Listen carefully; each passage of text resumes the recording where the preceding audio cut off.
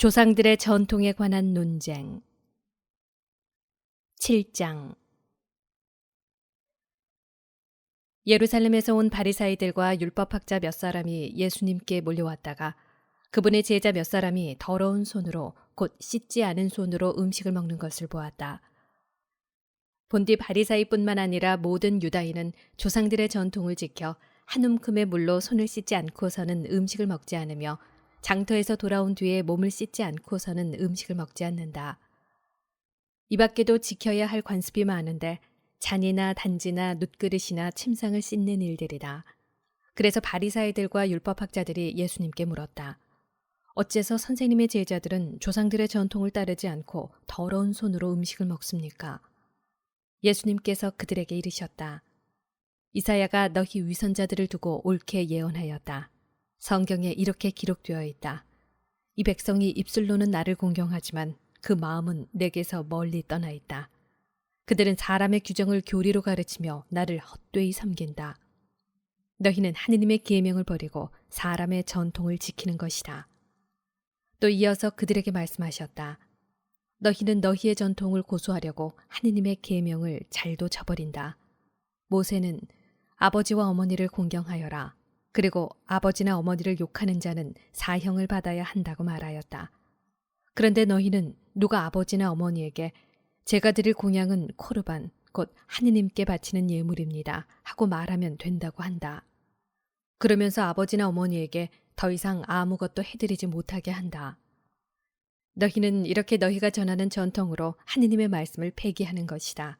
너희는 이런 짓들을 많이 한다. 그러고 나서 예수님께서는 다시 군중을 가까이 불러 그들에게 말씀하셨다. 너희는 모두 내 말을 듣고 깨달아라. 사람 밖에서 몸 안으로 들어가 그를 더럽힐 수 있는 것은 하나도 없다. 오히려 사람에게서 나오는 것이 그를 더럽힌다. 누구든지 들을 귀가 있거든 들어라. 예수님께서 군중을 떠나 집에 들어가시자 제자들이 그 비유의 뜻을 물었다. 예수님께서 그들에게 대답하셨다. 너희도 그토록 깨닫지 못하느냐? 밖에서 사람 안으로 들어가는 것은 무엇이든 그를 더럽힐 수 없다는 것을 알아듣지 못하느냐? 그것이 마음속으로 들어가지 않고 뱃속으로 들어갔다가 뒷간으로 나가기 때문이다. 예수님께서는 이렇게 모든 음식이 깨끗하다고 밝히신 것이다. 또 이어서 말씀하셨다. 사람에게서 나오는 것, 그것이 사람을 더럽힌다. 안에서 곧 사람의 마음에서 나쁜 생각들, 불륜, 도둑질, 살인, 간음, 탐욕, 악의, 사기, 방탕, 시기, 중상, 교만, 어리석음이 나온다. 이런 악한 것들이 모두 안에서 나와 사람을 더럽힌다. 시리아 페니키아 여자의 믿음. 예수님께서 그곳을 떠나 티로 지역으로 가셨다. 그리고 어떤 집으로 들어가셨는데 아무에게도 알려지기를 원하지 않으셨으나 결국 숨어 계실 수가 없었다. 더러운 영이 들린 딸을 둔 어떤 부인이 곧바로 예수님의 소문을 듣고 와서 그분 발 앞에 엎드렸다. 그 부인은 이교도로서 시리아 페니키아 출신이었는데 자기 딸에게서 마귀를 쫓아내 주십사고 그분께 청하였다. 예수님께서는 그 여자에게 먼저 자녀들을 배불리 먹여야 한다. 자녀들의 빵을 집어 강아지들에게 던져주는 것은 옳지 않다 하고 말씀하셨다. 그러자 그 여자가 주님, 그러나 상 아래에 있는 강아지들도 자식들이 떨어뜨린 부스러기를 먹습니다 하고 응답하였다. 이에 예수님께서 그 여자에게 말씀하셨다. 내가 그렇게 말하니 가보아라. 마귀가 이미 내 딸에게서 나갔다. 그 여자가 집에 가서 보니 아이는 침상에 누워있고 마귀는 나가고 없었다. 귀먹고 말 더듬는 이를 고치시다. 예수님께서 다시 티로 지역을 떠나 시돈을 거쳐 데카폴리스 지역 한가운데를 가로질러 갈릴레아 호수로 돌아오셨다.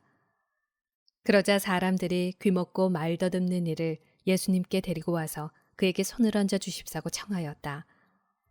예수님께서는 그를 군중에게서 따로 데리고 나가셔서 당신 손가락을 그의 두 귀에 넣으셨다가 침을 발라 그의 혀에 손을 대셨다. 그러고 나서 하늘을 우러러 한숨을 내쉬신 다음 그에게 에파타, 곧 열려라 하고 말씀하셨다. 그러자 곧바로 그의 귀가 열리고 묶인 혀가 풀려서 말을 제대로 하게 되었다. 예수님께서는 이 일을 아무에게도 말하지 말라고 그들에게 분부하셨다. 그러나 그렇게 분부하실수록 그들은 더욱더 널리 알렸다. 사람들은 더할 나위 없이 놀라서 말하였다. 저분이 하신 일은 모두 훌륭하다. 귀먹은 이들은 듣게 하시고 말 못하는 이들은 말하게 하시는구나. 4,000명을 먹이시다. 8장. 그 무렵에 다시 많은 군중이 모여 있었는데 먹을 것이 없었다. 예수님께서 제자들을 가까이 불러 말씀하셨다. 저 군중이 가엾구나. 벌써 사흘 동안이나 내 곁에 머물렀는데 먹을 것이 없으니 말이다. 내가 저들을 굶겨서 집으로 돌려보내면 길에서 쓰러질 것이다. 더구나 저들 가운데에는 먼 데서 온 사람들도 있다. 그러자 제자들이 이 광야에서 누가 어디서 빵을 구해 저 사람들을 배불릴 수 있겠습니까? 하고 대답하였다. 예수님께서 너희에게 빵이 몇 개나 있느냐 하고 물으시자 그들이 7개 있습니다 하고 대답하였다. 예수님께서는 군중에게 땅에 앉으라고 분부하셨다.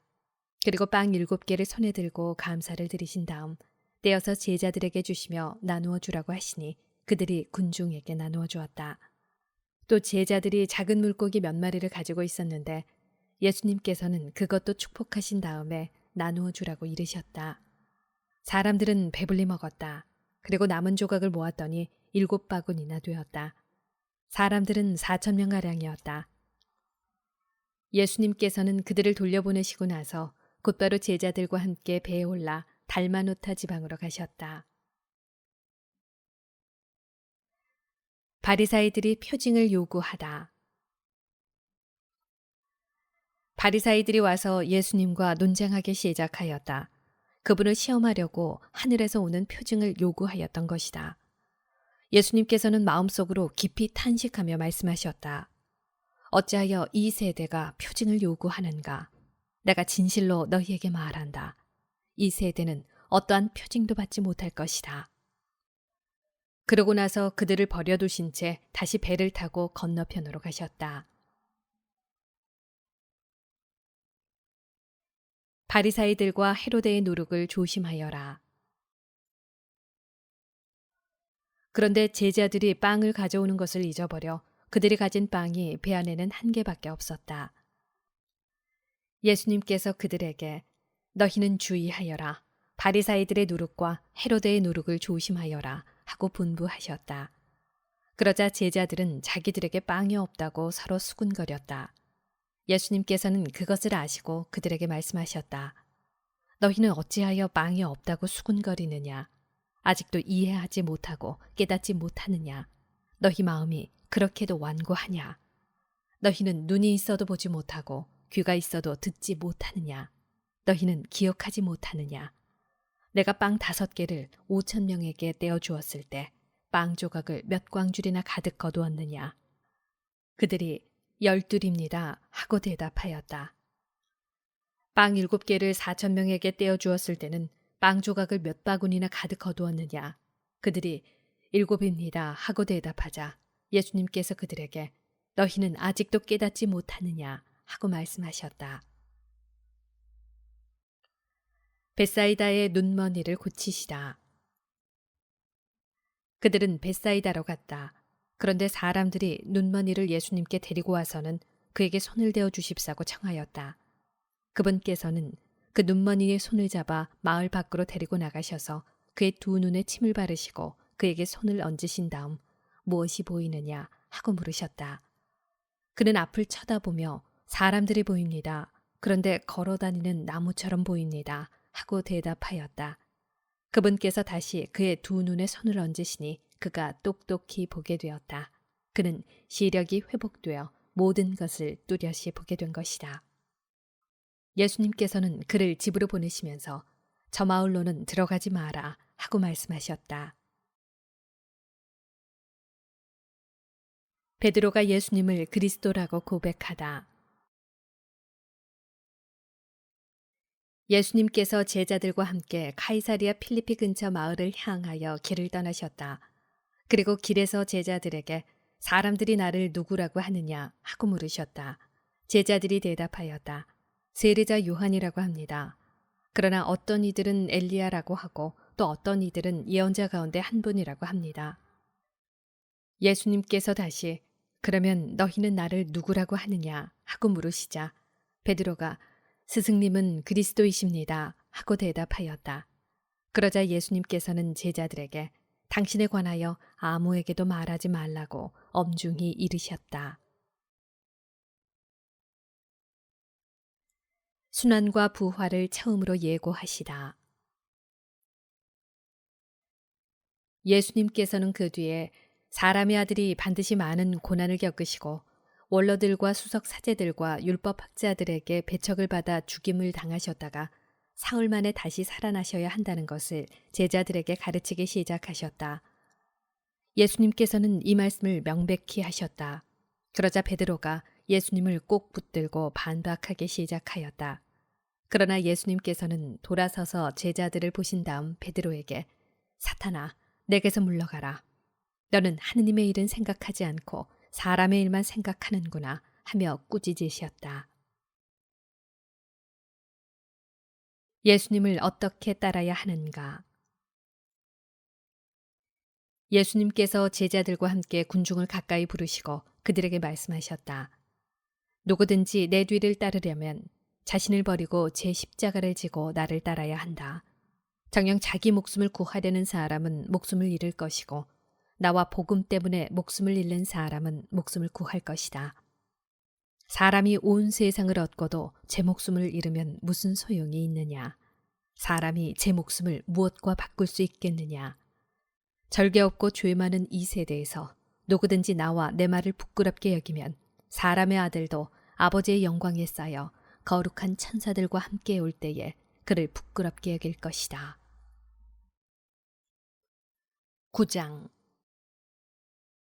예수님께서 또 그들에게 말씀하셨다. 내가 진실로 너희에게 말한다. 여기에 서 있는 사람들 가운데에는 죽기 전에 하느님의 나라가 권능을 떨치며 오는 것을 볼 사람들이 덜어 있다. 영광스러운 모습으로 변모하시다. 엿새 뒤에 예수님께서 베드로와 야고보와 요한만 따로 데리고 높은 산에 오르셨다. 그리고 그들 앞에서 모습이 변하셨다.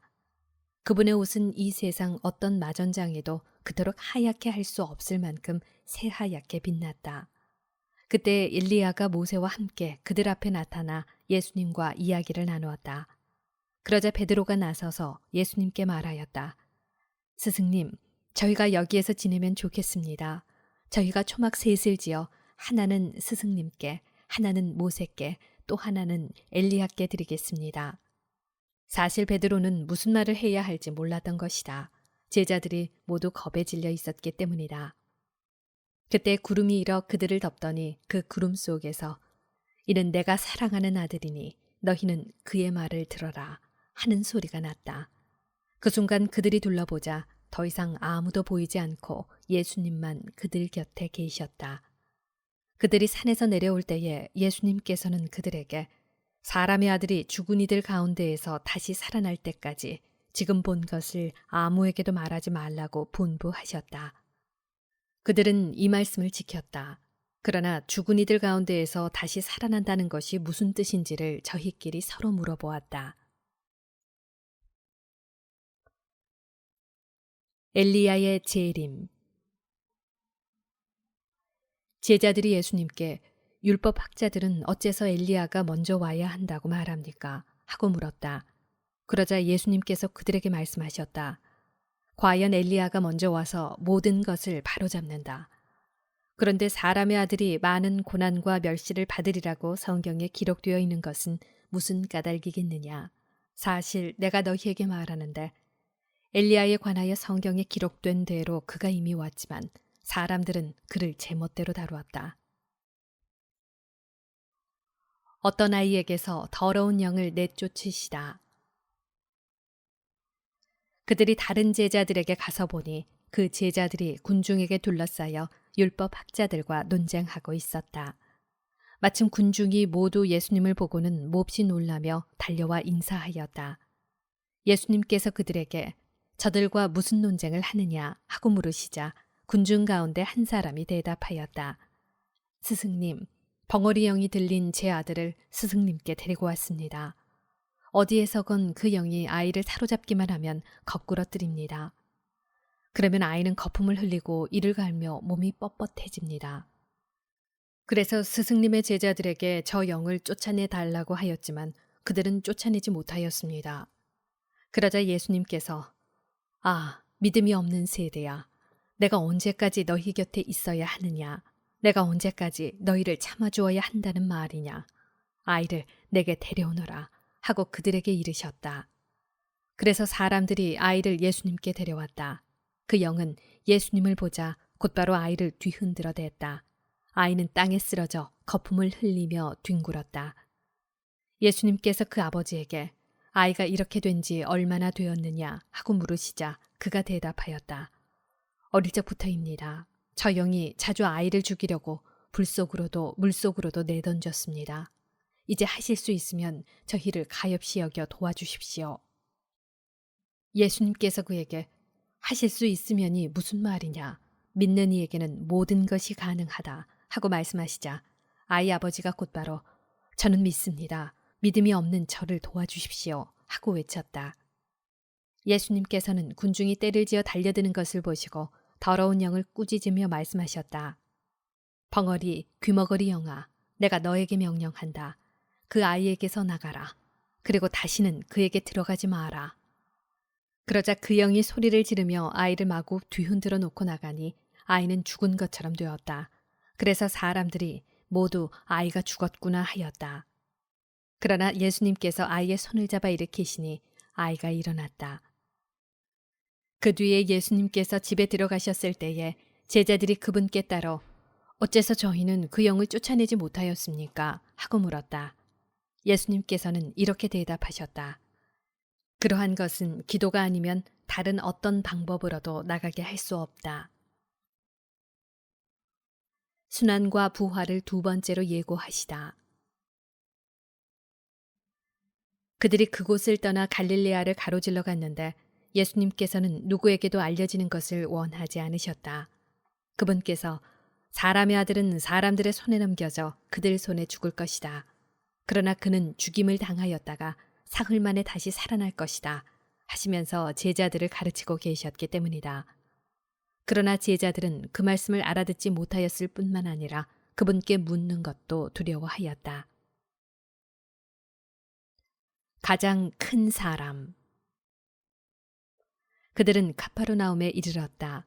예수님께서는 집안에 계실 때에 제자들에게 너희는 길에서 무슨 일로 논쟁하였느냐 하고 물으셨다. 그러나 그들은 입을 열지 않았다. 누가 가장 큰 사람이냐 하는 문제로 길에서 논쟁하였기 때문이다. 예수님께서는 자리에 앉으셔서 12 제자를 불러 말씀하셨다. 누구든지 첫째가 되려면 모든 이의 꼴찌가 되고 모든 이의 종이 되어야 한다. 그러고 나서 어린이 하나를 데려다가 그들 가운데에 세우신 다음 그를 껴안으시며 그들에게 이르셨다. 누구든지 이런 어린이 하나를 내 이름으로 받아들이면 나를 받아들이는 것이다. 그리고 나를 받아들이는 사람은 나를 받아들이는 것이 아니라 나를 보내신 분을 받아들이는 것이다. 우리를 반대하지 않는 이는 지지하는 사람이다. 요한이 예수님께 말하였다. 스승님, 어떤 사람이 스승님의 이름으로 마귀를 쫓아내는 것을 저희가 보았습니다. 그런데 그가 저희를 따르는 사람이 아니므로 저희는 그가 그런 일을 못하게 막아보려고 하였습니다. 그러자 예수님께서 이르셨다. 막지 마라. 내 이름으로 기적을 일으키고 나서 바로 나를 나쁘게 말할 수 있는 사람은 없다. 우리를 반대하지 않는 이는 우리를 지지하는 사람이다. 내가 진실로 너희에게 말한다. 너희가 그리스도의 사람이기 때문에 너희에게 물 한 잔이라도 주는 이는 자기가 받을 상을 결코 잃지 않을 것이다. 죄의 유혹을 단호히 물리쳐라. 나를 믿는 이 작은 이들 가운데 하나라도 죄짓게 하는 자는 연자매를 목에 걸고 바다에 던져지는 편이 오히려 나았다. 내 손이 너를 죄짓게 하거든 그것을 잘라버려라. 두 손을 가지고 지옥에 그 꺼지지 않는 불에 들어가는 것보다 불구자로 생명에 들어가는 편이 나았다. 내 발이 너를 죄짓게 하거든 그것을 잘라버려라. 두 발을 가지고 지옥에 던져지는 것보다 절름발이로 생명에 들어가는 편이 나았다. 또 내 눈이 너를 죄짓게 하거든 그것을 빼 던져버려라. 두 눈을 가지고 지옥에 던져지는 것보다 외눈박이로 하느님 나라에 들어가는 편이 나았다. 지옥에서는 그들을 파먹는 구더기도 죽지 않고 불도 꺼지지 않는다. 소금. 모두 불소금에 절여질 것이다. 소금은 좋은 것이다. 그러나 소금이 짠맛을 잃으면 무엇으로 그 맛을 내겠느냐. 너희는 마음의 소금을 간직하고 서로 평화롭게 지내라.